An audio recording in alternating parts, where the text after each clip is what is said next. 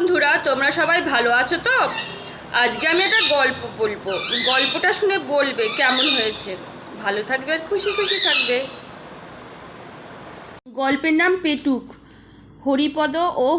হরিপদর আর সাড়াই নেই। সবাই মিলে এত চেঁচাচ্ছে, হরিপদ আর সাড়াই দেয় না কেন? হরিপদ কালা নাকি, কানে কম শোনে বুঝি? না, কম শুনবে কেন, বেশ দিব্যি পরিষ্কার শুনতে পায়। তবে হরিপদ কি বাড়ি নেই? তা কেন? হরিপদর মুখ ভরা ক্ষীরের লাড্ডু, ফেলতেও পারে না, গিলতেও পারে না, কথা বলবে কি করে? আবার ডাক শুনে ছুটে আসতেও পারে না, তাহলে যে ধরা পড়ে যাবে। তাই সে তাড়াতাড়ি লাড্ডু গিলছে আর জল খাচ্ছে। আর যতই গিলতে চাইছে ততই গলার মধ্যে লাড্ডুগুলো আঠার মতো আটকে যাচ্ছে। বিষম খাবার জোগাড় আর কি। এটা কিন্তু হরিপদর ভারী বদ অভ্যাস। এর জন্য কত ধমক, কত শাসন, কত শাস্তি, কত সাজাই যে সে পেয়েছে, তবু তার আক্কেল হলো না। তবু সে লুকিয়ে চুরিয়ে পেটুকের মতো খাবেই। যেমন হরিপদ তেমনি তার ছোট ভাইটি। এদিকে পেট রোগা, দুদিন অন্তর অসুখ লেগে আছে, তবু হ্যাংলামো তাদের আর যায় না।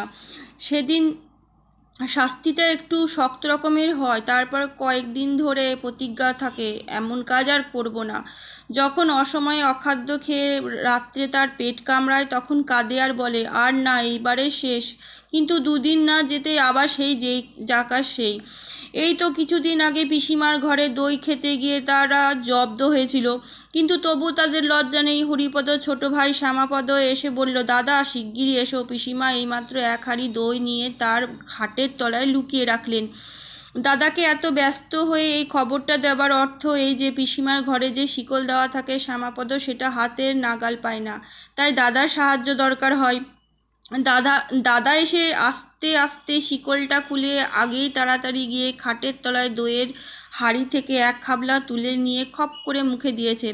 মুখে দিয়েই চিৎকার, কথায় বলে ষাঁড়ের মতো চেঁচাচ্ছে। কিন্তু হরিপদ চেঁচানো আর তার চাইতেও সাংঘাতিক চিৎকার শুনে মা, মাসি, দিদি, পিসি যে যেখানে ছিলেন সব কি হলো বলে দৌড়ে এলেন। শ্যামাপদ বুদ্ধিমান ছেলে, সে দাদার চিৎকারের নমুনা শুনে দৌড়ে ঘোষেদের পাড়ায় গিয়ে হাজির। সেখানে অত্যন্ত ভালো মানুষের মতো তার বন্ধু শান্তি ঘোষের কাছে পড়া বুঝে নিচ্ছে। এদিকে হরিপদের অবস্থা দেখে পিসিমা বুঝেছেন যে হরিপদ দই ভেবে তার চুনের হাঁড়ি মুখে বসিয়েছে। তারপর হরিপদর যা সাজা, এক সপ্তাহ ধরে না পারে চিবোতে, না পারে গিলতে, তার খাওয়া নেই, এক মহা হ্যাঙ্গামা। কিন্তু তবুও তো তার লজ্জা নেই। আজ আবার লুকিয়ে লুকিয়ে কোথা থেকে লাড্ডু খেতে শুরু করেছে।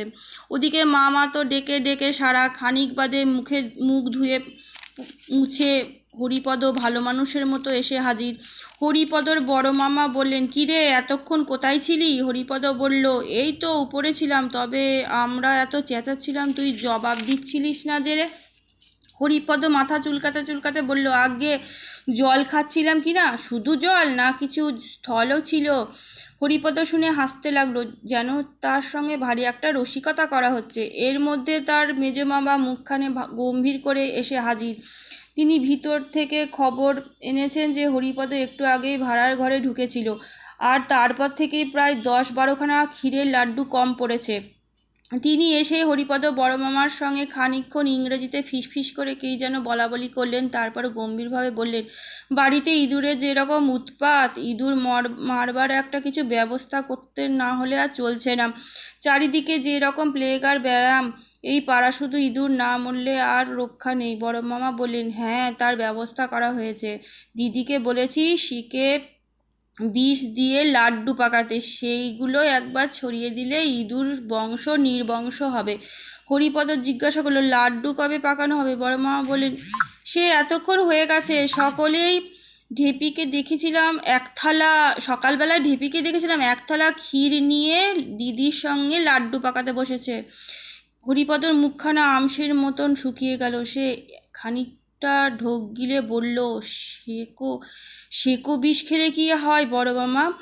হবে আবার কি, ইঁদুরগুলো মারা পড়ে যাবে এই যা। আর যদি মানুষ এই লাড্ডু খেয়ে ফেলে, তা একটু আধটু খেয়ে ফেলে, তা তো নাও মরতেও পারে। গলা জ্বলবে, মাথা ঘুরবে, বমি হবে, হয়তো হাত পা খিঁচবে। আর কি, একবারে 11টা লাড্ডু খেয়ে ফেলে?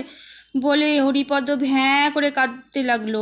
তখন বড় মামা হাসি চেপে অত্যন্ত গম্ভীর হয়ে বলিস কি রে, তুই খেয়েছিস নাকি? হরিপদ কাঁদতে কাঁদতে বলে, হ্যাঁ বড় মামা, তার মধ্যে 5টা খুব বড় ছিল। তুমি শিগগিরই ডাক্তার ডাকো বড় মামা, আমার কি রকম গা ঝিমঝিম আর বমি বমি করছে। মেজ মামা দৌড়ে গিয়ে তার বন্ধু রমেশ ডাক্তারকে পাশের বাড়ি থেকে ডেকে আনলো। তিনি প্রথমে খুব একটা কড়া রকম তেতো ওষুধ হরিপদকে খাইয়ে দিল। তারপরে তাকে কি একটা শুকতে দিলেন। তার এমন ঝাঁজ যে বেচারা 2 চোখ দিয়ে দরদর করে জল পড়তে লাগলো। তারপর তারা সবাই মিলে লেপ কম্বল চাপা দিয়ে তাকে ঘামিয়ে অস্থির করে তুলল। তারপরে একটা ভয়ানক উৎকট ওষুধ খাওয়ানো হলো। সে এমন বিস্বাদ আর এমন দুর্গন্ধ যে খেয়েই হরিপদ ওয়াক ওয়াক করে বমি করতে লাগলো। তারপর ডাক্তার তার পথ্যের ব্যবস্থা করতে গেলেন। 3 দিন সে বিছানা ছেড়ে উঠতে পারল না। চিরতরে জল আর সাগু খেয়ে থাকতে হবে।